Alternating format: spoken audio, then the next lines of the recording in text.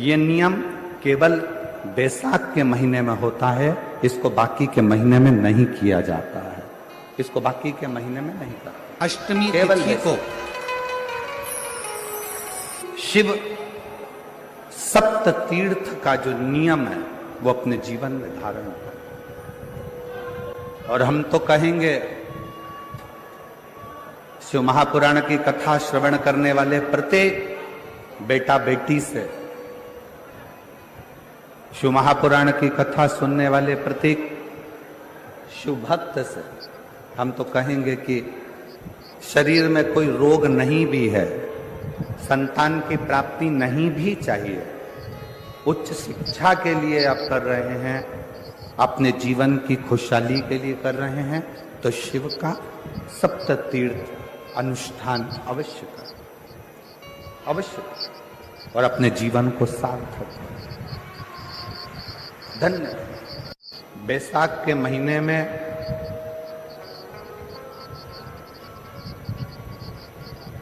शिव सप्त तीर्थ का बड़ा महत्व है।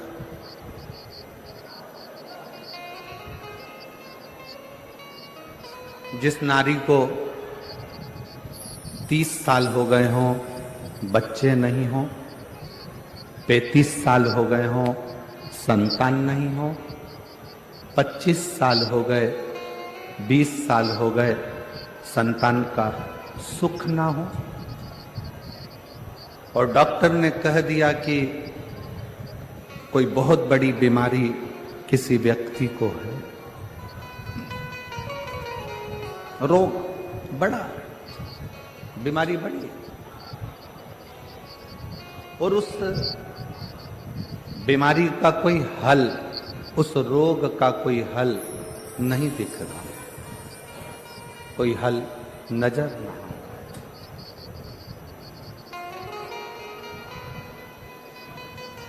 कोई हल दिख ना रहा। तो बैसाख महीने में शिव सप्त तीर्थ का एक अनुष्ठान अपने जीवन में जरूर करें। मट्टी के पात्र में जल भरना और मट्टी के पात्र में जल भरकर प्रतिदिन रोज 7 दिन का ये नियम होता है सप्त तीर्थ का। सप्त तीर्थ बस विराम जो है उसका प्रदोष के दिन होना चाहिए। और बैसाख के महीने में जब आप सप्त तीर्थ का अनुष्ठान करें, 1 घड़ा जल का रोज भरें प्रतिदिन, और 1 बेलपत्र, 1 शमी पत्र उस घड़े के नजदीक में कोई पात्र में अवश्य रखें। पात्र को, जो जल का घड़ा है, जल का पात्र है, उसको मट्टी के ही दीप से या कोई श्वेत वस्त्र जिसको मला गया हो, धोया गया हो, साफ हो, उस वस्त्र से ढक दें। एक दिन एक शिवालय में जाएं, शमी पत्र अशोक सुंदरी वाली जगह पर समर्पित करें। अशोक सुंदरी की जगह जानते हो ना आप लोग? अशोक सुंदरी की जगह पर शमी पत्र समर्पित करें। बेलपत्र जहां आप खड़े हैं उधर से डंडी का भाग आपकी ओर हो, और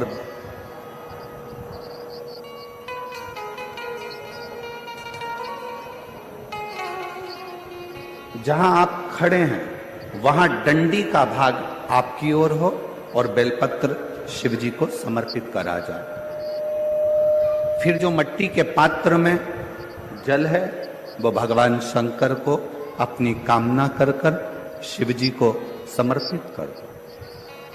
संतान के लिए कर रहे हो तो वहीं से जल को एक कटोरी में, एक पात्र में झेल लीजिए।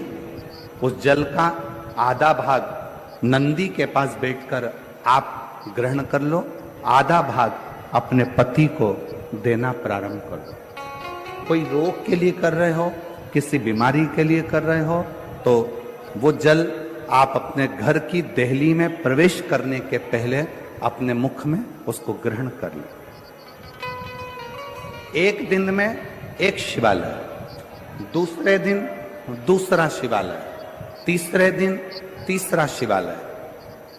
अगर अपने नगर में, अपने गांव में, अपने क्षेत्र में 7 शंकर के मंदिर नहीं हो, यदि अपने गांव में, अपने नगर में, अपने क्षेत्र में 7 शंकर के शिवालय नहीं हो, तो मिट्टी का शिवलिंग बनाकर उस पे चढ़ाओ, पर रोज एक शिवालय अलग होना चाहिए। प्रति प्रदोष के दिन जब आप इस सप्त तीर्थ का विराम करेंगे, उस समय पर जल, जब प्रदोष काल आए, प्रदोष काल का जब समय हो जल चढ़ाओ सुबेरे, पर प्रदोष काल का जब समय हो उस जल का पान उस प्रदोष काल में कर लेना। प्रदोष को, जो प्रदोष काल में उस जल को शंकर का पंचाक्षर मंत्र नमः शिवाय, षडाक्षर मंत्र ओम नमः शिवाय या श्री शिवाय नमस्तुभ्यम बोलकर प्रदोष काल में उस जल का पान करें। बाबा को प्रार्थना करें, शिव से विनय करें। ये नियम केवल बैसाख के महीने में होता है, इसको बाकी के महीने में नहीं किया जाता है। इसको बाकी के महीने में नहीं करते, केवल बैसाख। अब जरा माताएं बड़ा ध्यान लगाकर सुनिएगा, कथा चूके ना। आपको 10 जगह जाकर सिर नवाने की जरूरत ना पड़े, एक महादेव के चरणों से ही आपका आनंद सुख प्राप्त हो जाए। एक मट्टी का पात्र, और मट्टी का अगर कोई कलश है छोटा सा, उस कलश के ऊपर तांबे का कलश,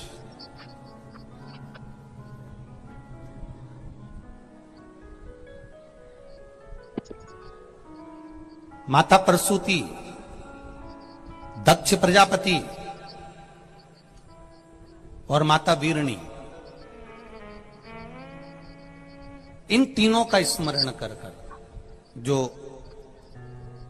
बड़ के पेड़ के नीचे जो शिवलिंग हो, बड़ के पेड़ के नीचे जो शिवलिंग विराजमान हो, चाहे वो ओटले पर हो, चाहे वो पत्थर का हो, चाहे वो सीमेंट का हो, चाहे वो कंकर का हो, चाहे वो मार्बल का हो, चाहे वो जिस भी चीज का हो, बड़ के पेड़ के नीचे जो शिवलिंग हो, उसमें सीधे जब आप कलश लेकर जाएंगे तो मिट्टी का पात्र, उसके ऊपर तांबे का पात्र भरा हुआ, दोनों को एक साथ पकड़ कर ले जाएंगे। पर जब आप शिवलिंग पर दक्ष प्रजापति, प्रसूति और वीरणी, इन तीनों का नाम लेकर सीधे हाथ में मट्टी का पात्र और उल्टे हाथ में तांबे का पात्र लेकर धीरे धीरे शिवलिंग पर जल समर्पित करेंगे, और उस जल का पान उसी बट वृक्ष के नीचे दोनों पति पत्नी अगर पान कर लेते हैं और संतान की कामना कर लेते हैं, तो भी मेरा महादेव संतान प्रदान करता ही करता। पर ये जो क्रम किया जाता है, ये केवल बैसाख के महीने में ही किया जाता है, इसके सिवाय इसको आप अन्य महीनों में नहीं कर सकते, केवल एक बैसाख में। और हम तो कहेंगे बैसाख महीने की जब शिवरात्रि आए या बैसाख महीने में अष्टमी तिथि आ जाए या बैसाख महीने में सोमवार का दिन पड़ी जाए, तो प्रयास करना कि आप संतति के लिए, संतान के लिए आप ये प्रयोग कर सकें।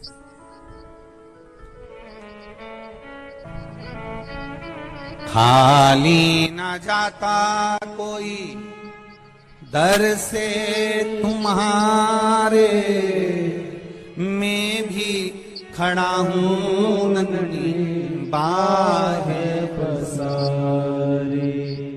बाबा आपके चरणारविंद का रस तत्व हमें प्राप्त। प्रसूति शिव महापुराण की कथा जितनी भी माताएं सुन रही हैं, जिनके घर में 30-30 साल तक औलाद भी नहीं हुई हो, 15 साल, 18 साल, 10 साल, 20 साल, अगर संतान का सुख भी नहीं है, तो वे विश्वास करता है जिसने 7 दिन की प्रसूति शिव महापुराण की कथा 7 दिन की अगर पूरी भले मोबाइल पर सुने, चाहे टीवी पर सुने, चाहे पंडाल में सुने, कामना कर कर झोली पसार कर अगर दिल से सुनेगी तो ये झोली भले 30 साल क्यों ना हो गए हो तो भी वो भरेगा जरूर, ये निश्चित है।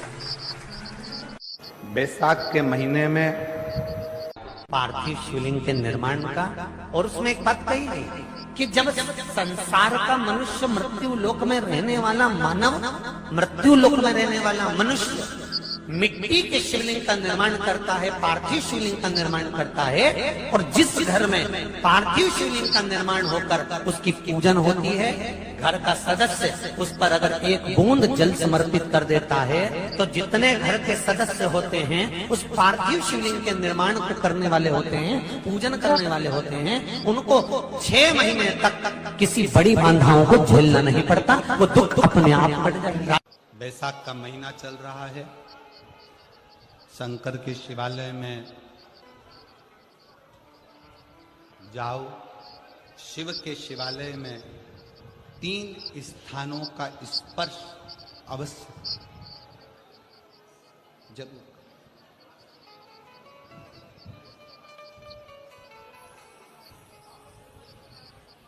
किसी मंदिर में शंकर जी के शिवलिंग को छूने नहीं देते, जैसे दक्षिण साइड में, साउथ में, तो अपने ही घर में जो शिवलिंग है उसके 3 स्थानों का स्पर्श अवश्य करें। समझिए,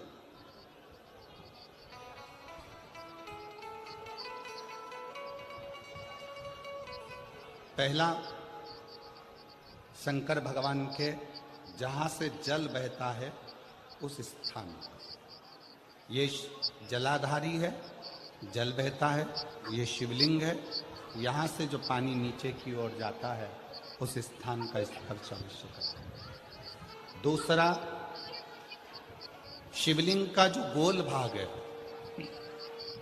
उस गोल भाग में कहीं पर भी अपनी हथेली का स्पर्श अवश्य करें। तीसरा, शंकर भगवान के शिवलिंग का जो ऊपर का भाग है वहां अपने अस्त्र का स्पर्श अवश्य करें। तीनों स्थान पर ब्रह्मा, विष्णु और महेश का स्मरण करते हुए जब बैसाख महीने में आप शंकर भगवान को जल समर्पित करें। शिव जी को जब बैसाख के महीने में जल दिया जाए तो दोनों हाथ से अंजलि में कलश रखकर शंकर भगवान की अपने हाथ की अंजलि में जल रखकर शिव जी को जल अवश्य समर्पित करें। 2 चीजें बड़ा स्मरण में रखिएगा। एक, बैसाख महीने में मट्टी के पात्र का जल,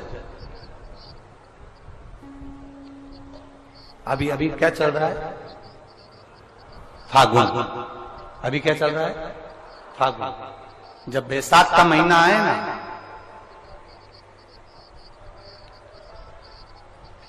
जितने यहां बैठे और जितने आस्था चैनल पर सुन रहे और जितने फेसबुक यूट्यूब पर कथा श्रवण कर रहे हैं, जितने मोबाइलों पर देख रहे हैं, प्रयास करना, बैसाख के महीने में मिट्टी के पात्र में जो रात्रि भर जल रखा हो, मिट्टी के पात्र में, अगर आपके पास में घड़ा हो, हंडा हो, नी हो, तो दिया हो, दीपक हो, कुल्लड़ हो, कोई भी तुम्हारे पास में जो मिट्टी का पात्र, उसमें जल भरना।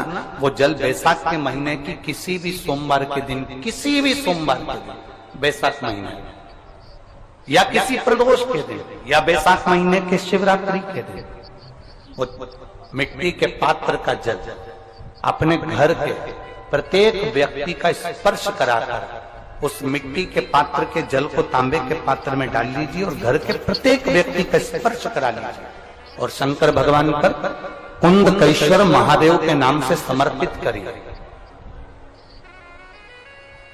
कुंदकेश्वर महादेव, कभी जीवन में पीछे पलट कर देखने की जरूरत नहीं पड़ेगी, आप उन्नति की सीढ़ी की ओर बढ़ते चले जाएंगे। बैसाख महीने में कभी एक विचार करिएगा कि नरसिंह अवतार बैसाख के महीने में हुआ, कुर्मा अवतार बैसाख के महीने में हुआ, हयग्रीव अवतार बैसाख के महीने में हुआ, परशुराम अवतार बैसाख के महीने में हुआ, माता जानकी का अवतार बैसाख के महीने में हुआ, आखिर इस बैसाख के महीने में, माधव महीने में इतनी महत्वता क्यों?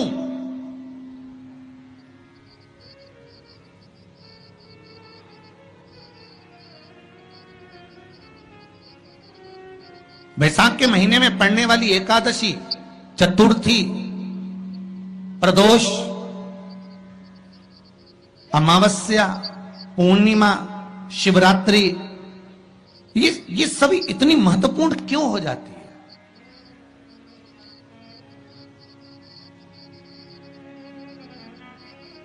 इसकी महत्वता इतनी प्रबल क्यों हो जाती है? किस लिए?